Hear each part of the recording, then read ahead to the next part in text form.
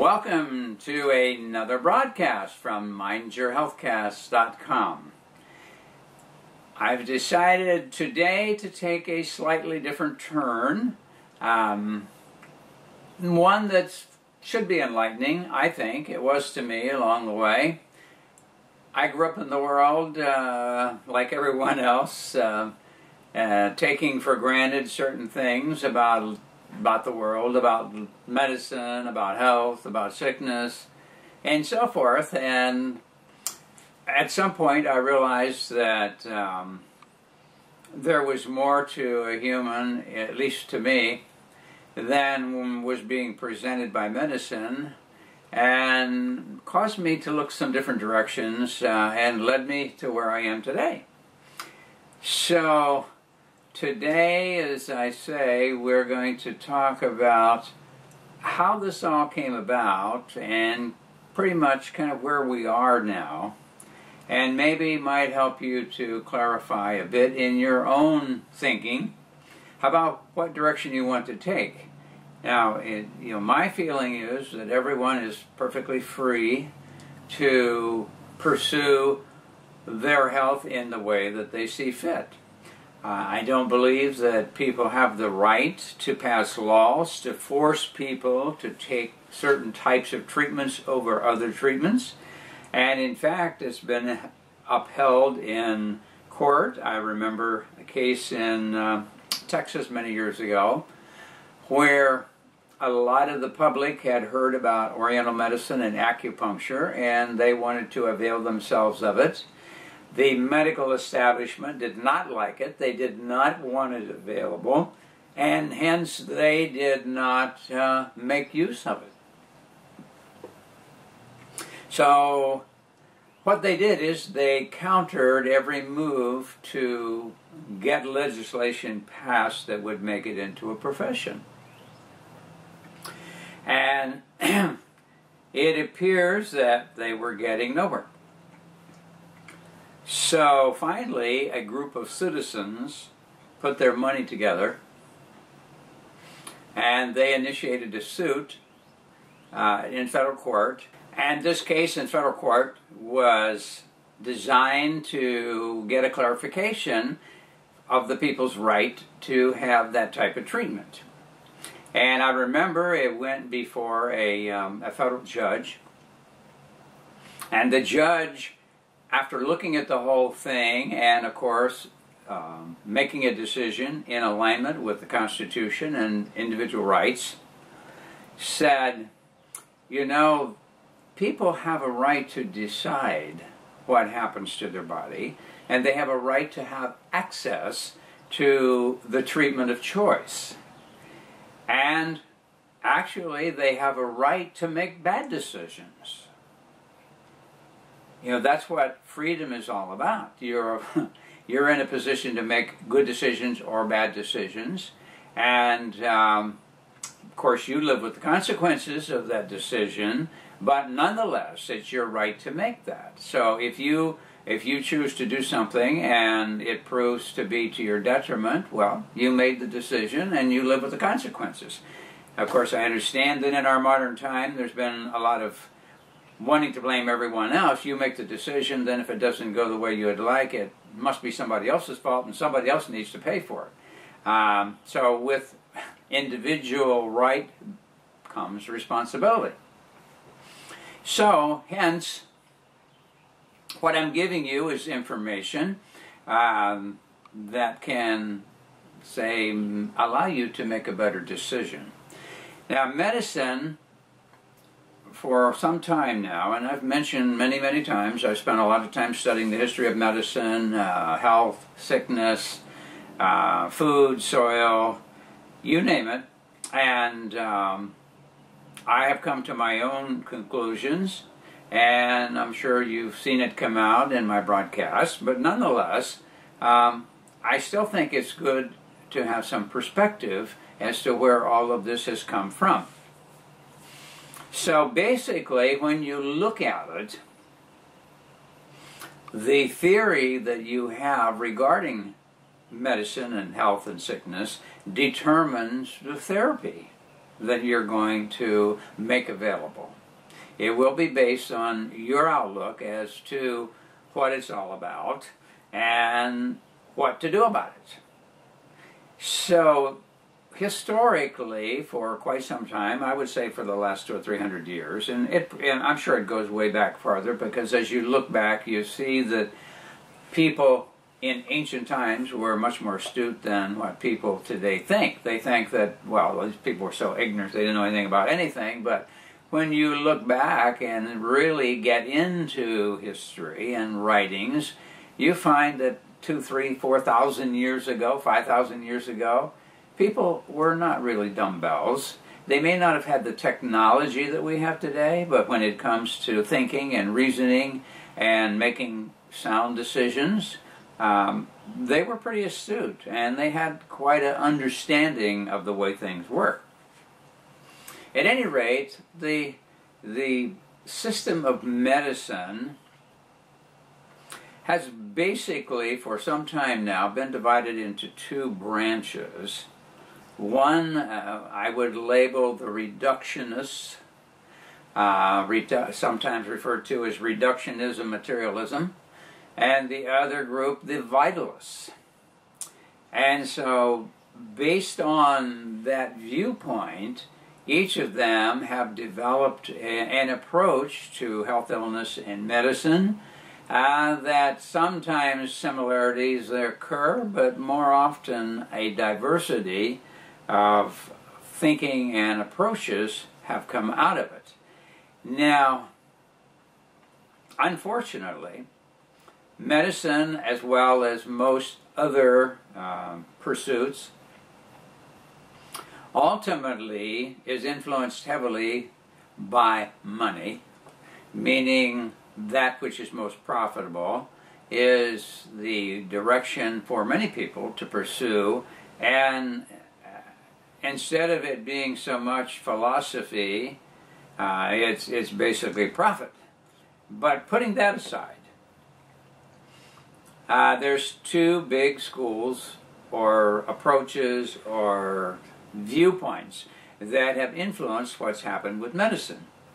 Now, the medical system that's been in power for some time in this country, which was warned against by Benjamin Rush, a physician clear back at the signing of the Declaration of Independence, warned of the potential for them becoming tyrants. I guess it was based on some of his experience with the physicians of his day, and sure enough, what he forecast came about. Now, many people, unless you've been personally involved or know of someone personally who's been involved, many times have no idea of the ruthlessness with which standard medicine, or the so-called allopathic approach to medicine, has gone. I mean, how people have been ruined, their reputation is ruined, they have been imprisoned, many times early death because of the stress, strain, and destruction that has occurred as a result of their viewpoint. But nonetheless, we're going to pursue just a little bit about the reductionist versus the vitalist. And the first part we will cover will be that related to the reductionist, inasmuch as that still is the prevalent approach to medicine in this country and in many areas of the world. Not everywhere, but in many areas. And so many times we get the feeling that what we see on an everyday basis, and the people who are able to pay for huge amounts of PR to propagate their viewpoint and to influence you to spend your money in the direction that they are going, they have done their job well. I have to say that they have the capability of hiring the best PR firms, and therefore to have tremendous influence and in my mind, unfortunately, the more that I have studied, I find that many of the things that they do, instead of being to our benefit, are to our detriment, but people don't seem to notice. And I've mentioned many times about the Wizard of Oz and the wizard being an illusion that's up on this big screen in over behind a curtain is this old man maneuvering things to make the wizard appear to be a wizard. And at one point, of course, Dorothy's little dog Toto runs over, pulls back the curtain, and the man operating all of this illusion sees that he's being seen, and then through the microphone has this big wizard on the wall speak, "Pay no attention to the old man behind the curtain. Pay attention to me, the wizard."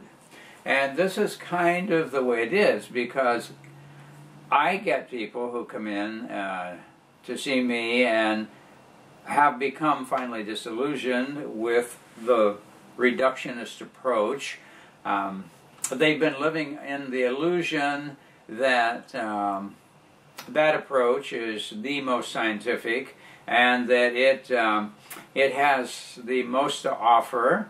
And when I talk about it, I don't want to leave the impression that I don't believe that there's some good things that they've been able to accomplish.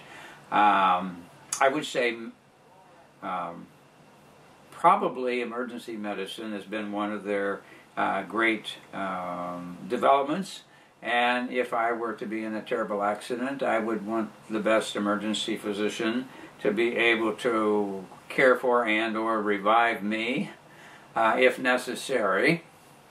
But that's in a particular area. And surgery, I would say over the years that surgery has progressed a lot, and so many times with disfigurement, again with accidents, and so forth, that the surgery, the art of surgery and practice of surgery has probably progressed way beyond internal medicine, chronic illnesses, acute illnesses, even though regular medicine may claim great victory in acute illnesses. The result of their claim is that we've produced more chronic illnesses. So we'll do that comparison when we get to it, but it looks like this broadcast will have to be two parts, and today the one that I'll be giving is related to the reductionist side. Now, reductionism means that everything can be reduced down to something.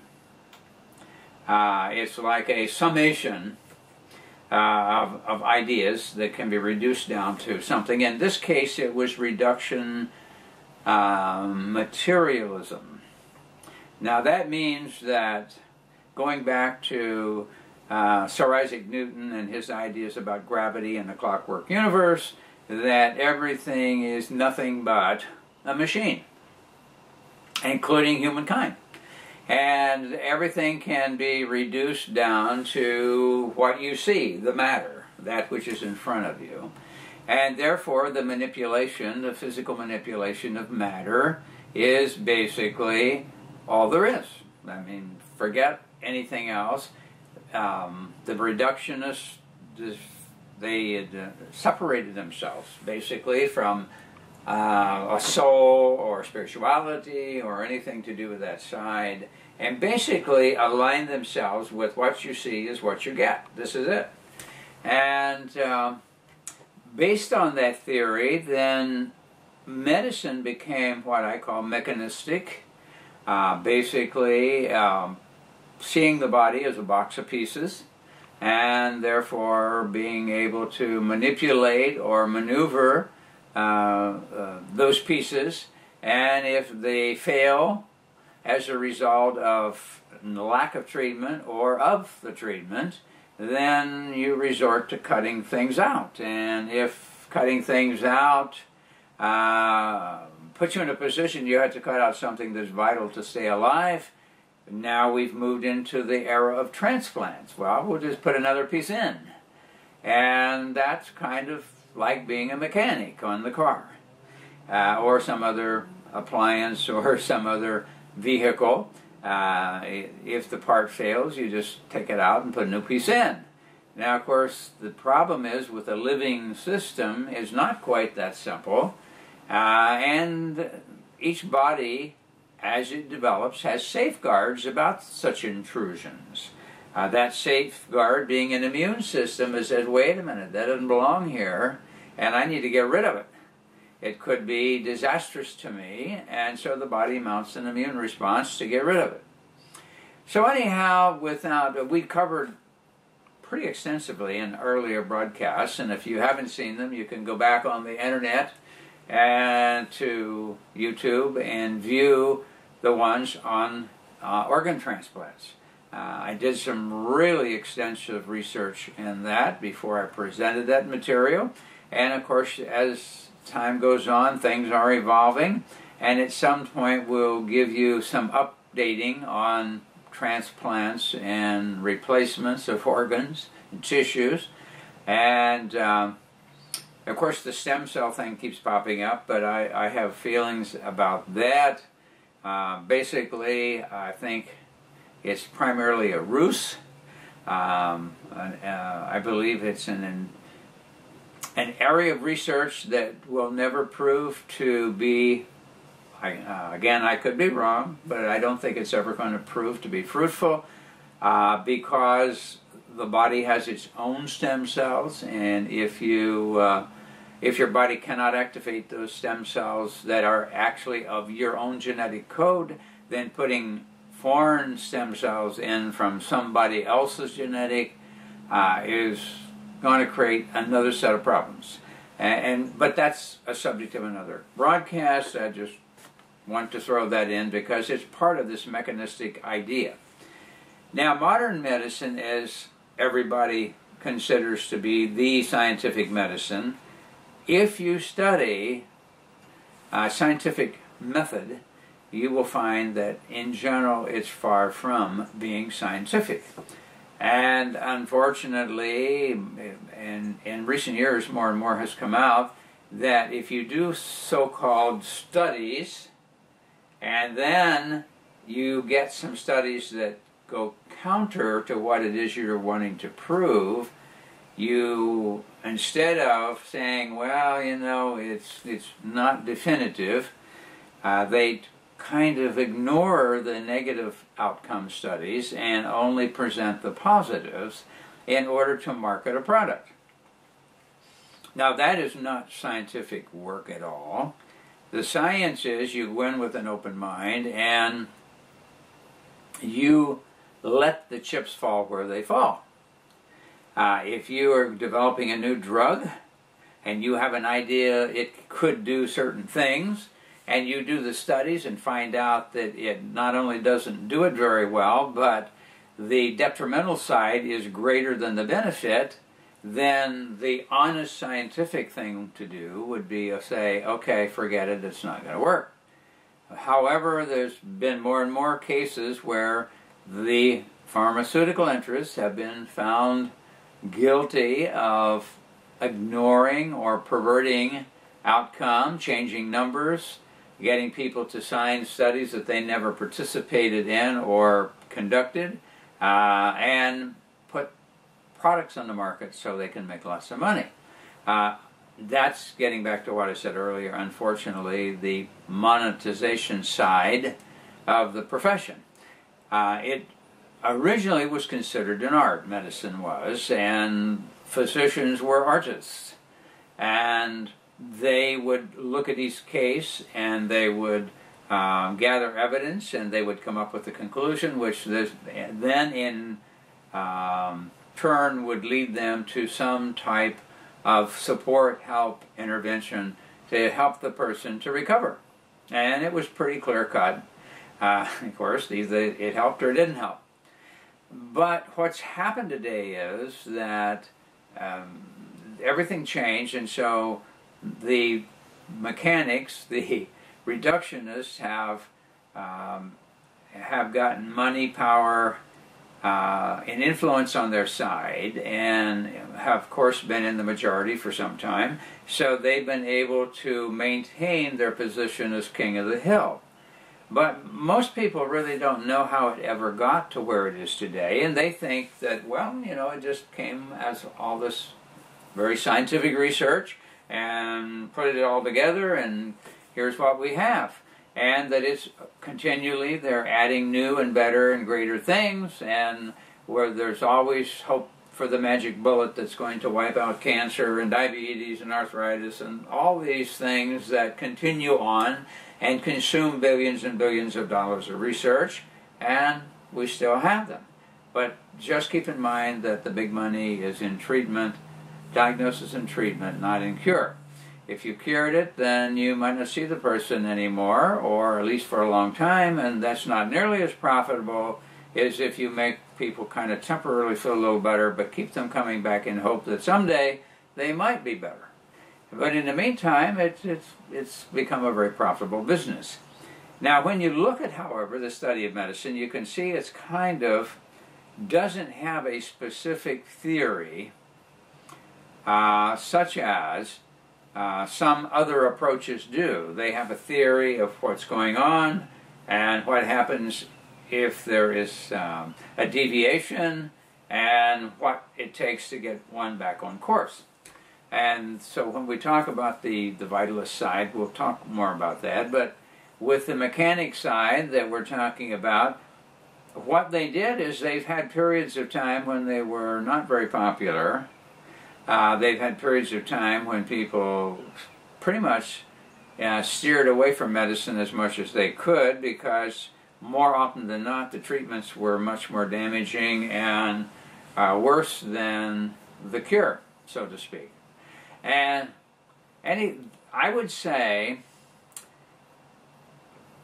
when the big split, the really big split, brought the two groups of thinkers to head, and they both went off different directions. An acquaintance of mine, kind of a friend, by the name of Harris Coulter, has written a set of books on the history called The Divided Legacy. And so what we're doing is, without going into it heavily, kind of giving you this little overview of the differences in thinking and why medicine is where it is today, and the split that's come back to the surface again. And we've been experiencing that for the last several years, and that's why I'm kind of giving you this information so you can sort through some of the stuff that's going on. It's a good set of books. I think there's at least 4 volumes in the set on the Divided Legacy, and it's very good material to understand how the Vitalists and the Reductionists kind of came to this banging of heads and then going 2 different directions. The mechanics, of course, ultimately got into surgery heavily. In the beginning, they didn't like it too well. Most people are not aware of it. I am, because I remember, I've been around a few years, and I remember seeing signs in front of a doctor's office that would say, Dr. So-and-so physician, or Dr. So-and-so surgeon. And then in some cases I would see a sign that say, Dr. So-and-so physician and surgeon. Now originally, the surgeons were considered the low class of the medical establishment. The physician was the diagnostician and prognosticator. The mechanic just came along cutting and sewing and kind of working on the body, you know, the fabric of the body. But the physician was the man who had the real knowledge, the secret of life, who could say, okay, here's what's going on, which hence out of that developed the diagnosis of a disease. And of course people today have probably found out that it's not quite as clear-cut as they thought it was, especially if they have a difficult problem and they go to a doctor and he's says, here's the problem, and here's what we're going to do, and then it doesn't work very well. You go to another doctor and say, well, no, here's the problem, and here's what we're going to do, and then it doesn't work very well, and they go to a third, fourth, and fifth, and pretty soon they begin to realize, now, wait a minute, because I always thought, any doctor would just be able to determine what was wrong and would come up with the same conclusion as any other doctor, and their treatment would be the same as any other doctor. And when they get some difficult problem, and after 5 or 6 doctors get 5 or 6 answers, and none of them work very well, and in fact, in many cases, the person's worse off, they begin to think, wait a minute, now this is supposed to be scientific medicine. How come there's all these differences? So it's quite fascinating as to where it has gotten to. But if you follow the history, you find that it started many, many years ago. This separation, and the big separation came in the 1800s. You had this mechanic school that, technology was developing more, and then you had this other school that saw a person as something more than just the body, that they had a spirit or soul, and that there was much more than just the actual physical structure that you could see. And so the approach was different, and for a while it actually prevailed, even in this country. But the materialists were able to, establish and carry out a better PR campaign, to the point that they set out to discredit the other group, and they did. They finally got people thinking, well, gee, now that's not very scientific, I don't think, and I don't think that could work. And so bit by bit, they lost interest and faith in the other side, so they began to follow a different piper. And so, of course, there was big money to be made in the mechanistic side versus the vitalist side. And so that didn't help the vitalists, and it certainly did help the mechanics. They had money behind them, and there was a lot of profit to be made, because underneath they knew, and sometimes it amazes me how people can see something but not see it. They knew that they weren't getting people well, but they were making them feel better. They knew that. And so they looked for any and all things they could find that would actually help make someone feel better. Now, what that is, of course, is something called palliation.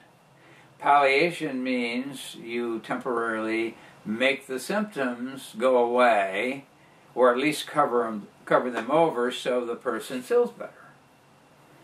Okay, in order to do that, at one point they were using a tremendous amount of morphine and opiates and so forth, and that was what the Pure Food and Drug Act thing was about, because it was getting pretty indiscriminate. They were passing this stuff out like candy, even to infants, to the point that once some of the discerning people looked into it and realized what was going on, they became appalled at the stuff that was being passed out to the public, and consequently felt the need of some type of regulation. But what it amounted to, in my mind, from reading the history of it, that anything that would cause somebody to temporarily feel better was great, and you just kind of ignore the fact that in order to carry that out, you're shutting down something in the body, and therefore the body is impaired and is allowed to get sicker, or the health deteriorate more, but they are not aware of it, at least for a while, until it finally becomes so significant it can't be ignored anymore, and now the people get the feeling they've developed some new illness, which in fact they have not. Now, if this doesn't make sense, or if it does kind of make sense, but you'd like to look at it a little more, back in some of my early broadcasts there was some on homotoxicology, and I would be to your advantage to go back and listen to that and watch the broadcast, because it gives you some insight into the whole idea of symptoms. Well, anyhow, basically, the mechanics just felt, well, okay, if we can get something to make people feel better, they'll think we've done something great, and they won't notice the old man behind the curtain. They won't notice that, boy, they're coming back later with something deeper and more serious, and they think, well, how could this happen? I seem so healthy, I didn't have any symptoms. And bit by bit, the mechanics drew in more things. They got more powerful drugs, more powerful surgeries, more powerful radiation, more powerful diagnostics, more powerful chemistry stuff. It all looked good. I mean, in many respects, it reminds me, years ago there was a series on TV called the Ben Casey series. Was about this doctor who, Vince Edwards was the actor that played the part, and he was this dashing young doctor that all the ladies thought was such a good-looking fellow to begin with, and he seemed to be a guy who was going to solve problems, because when he was a neurosurgeon, actually, in this series, and so here are these people that have gone to several doctors or were being treated by somebody else, but they were getting nowhere, and they were feeling awful, and so sometime along the way, the case would be assigned to Dr. Ben Casey. So immediately things started to happen. Boy, I mean, he's gone down the hall in the hospital, he's ordering this, he's ordering that. Boy, we got to do this test, that test. We're going to get to the bottom of this, we're going to take care of the problem. And I refer to it as the Ben Casey complex. You know, you make a lot of clutter and a lot of noise, and you think it looks like things are happening. And I'm smiling because I've had people come in that's exactly what's happened. They come in with a stack of tests this high. They've done all kinds of scans, all kind of blood chemistry. They've had all kind of examinations. And guess what? They're still sick. After a huge, huge expenditure, either by them or by their insurance company, and they're still sick. I mean, it looked nice. It looked like a lot of things were happening. I mean, some of them have stacks of imaging of all kind, and the people have been exposed to huge amounts of radiation with all these studies, but they're still sick. It makes a good image, like things are happening, and that was what I was reminded of of the Ben Casey complex, is that a lot of things are happening for a while. Well, we're going to order this test, we're going to do that, we're going to do that, and you're thinking, wow, boy, they're going to do all this stuff. We're going to get better. But bottom line is do you get better? Well, sometimes they're able to cover it over, give you a drug that's kind of knocks it out of your senses so you don't know that you're continually going downhill, or cut some pieces out. And of course, then later, sometimes that was to your detriment, and what they said was wrong really wasn't wrong to begin with, but they had to tell you something, and you wanted to hear something, and that's where you ended up. So they pulled in, originally, herbs that the herbalists were using, because in the early days, back in the early 1800s, there wasn't so much pharmaceutical stuff going on as there is.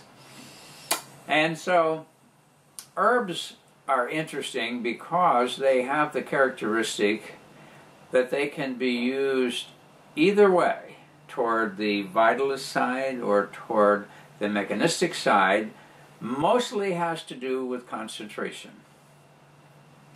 So they can take an herb and they can make it very, very concentrated and can turn off symptoms. They can take an herb and concentrate one particular substance out of that herb and make it really concentrated. And they can suppress a lot of symptoms. I'm thinking in particular digitalis, which came from an herb called foxglove. At one point when, without going into all the background, we have talked about it before about the nutrition. One of the very first things that goes in people with malnutrition is the cardiovascular system, because it's so active and things are happening all the time. It's going to be affected if nutrients are missing. So anyhow, the symptoms of the cardiovascular system could be such that at some point the heart becomes so weakened and damaged that something called congestive heart failure occurs, and that person the heart is weakening, can hardly pump the blood through the arteries, and at that point it can't get it through the lungs very well to get oxygen in and carbon dioxide out, and the body begins to not get very much oxygen because the heart muscle is getting weaker and weaker. Well, what some of the herbalists had found out was that an herb called foxglove, which one of the constituents is digitalis, could actually strengthen the heartbeat, and it could pump the blood better. So you didn't have so much fluid build up, you could get more oxygen and so forth. And it had the potential of actually improving the heart in small doses. But it was toxic in large doses, and it didn't take very large a dose to be toxic. Well, anyhow, medicine was having they had nothing at that time, nothing that would work. And they just had to watch the people when these heart problems began to develop in the late 1800s and got really bad in the early 1900s. They didn't know what to do, so they happened to notice that some people that were their patients who had gone to some herbalists actually had improved. So consequently, they ended up saying, hey, what do you guys got there? And so they adapted some of the herbs from the herbalists, and then they decided, well, let's analyze this stuff and see what's in there. Well, they found that there was a glycoside, a type of molecule that would stimulate the heartbeat called digitalis. However, it was extremely toxic, and you had to watch because if you crossed over the line, it could, instead of helping the heartbeat better, it could push you over the edge and poison you to death. I mean, it could be very toxic. So they started isolating and making a concentration of the digitalis, but then, of course, a lot of people were wiped out because of the toxicity of it, so it was very, very difficult to manage. Well, then later they found that they could just make a synthetic molecule of it, period, which actually ended up being more toxic, and so they had to be very careful in using it, but it would improve things for a while, but it had no potential for cure the way it was being used. It was just forcing the heart to beat harder for a while until finally it wore totally out anyhow. So it really wasn't strengthening the heart in the sense that it had a curative effect the way it was being used. And so it gets into this idea of concentration versus effect, and everything has those two sides, especially herbs. So that became one of their tools. So they borrowed the herbs to begin with, later started to make their own drugs, either based on the ideas of the herbs, or they just invented molecules and studied and see what they do to living tissue, and from that they developed drugs, which they then could patent, and once you could patent it, you could make a lot of money on it, and that started the big growth of medicine into tremendous, powerfully influential type of business. And I refer to the term business because it appears that basically that's where medicine has gone. So they borrowed from the herbs, and I told you the physicians felt they were above the surgeons, but the surgeons got to be more recognized and better and were doing a better job until finally one day they said, wow, those surgeons are getting more acceptance, maybe we better incorporate it. So eventually they put the two together and just called it now a doctor of medicine, and that included being a physician and a surgeon, because they wanted now to claim it since it had gotten a lot of recognition.